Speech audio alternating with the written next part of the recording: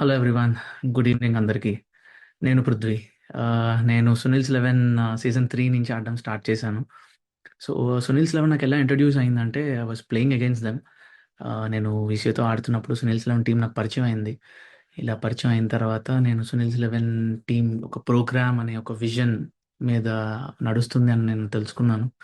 అసలు ఎలా వాళ్ళు అందరికీ ఈక్వల్ ఆపర్చునిటీ ఇచ్చి ప్రతి ప్లేయర్ని ఎంకరేజ్ చేస్తూ అందరికీ ఒక ఈక్వల్ ఆపర్చునిటీ ఇచ్చి ఇలా మ్యాచెస్ ఆడుతున్నారు, ఇలాగా క్రికెట్ అనేది జరుగుతుంది అని తెలుసుకొని I was so excited.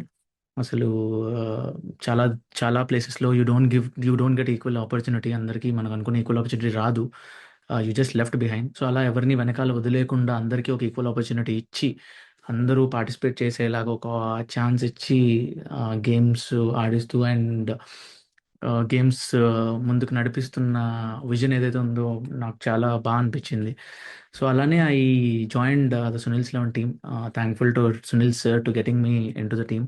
So అలా వచ్చిన తర్వాత I have seen the complete ecosystem. అసలు the guidelines, the instructions or the program benefits that your getting. ప్రోగ్రామ్లో ఆడుతున్నప్పుడు నీకు ఎంత బెనిఫిట్స్ వస్తున్నాయి, నువ్వు ఈక్వల్ ఆపర్చునిటీతో ఆడుతూ but your gaining you know something at the same time. So అలానే you are learning something at the same time.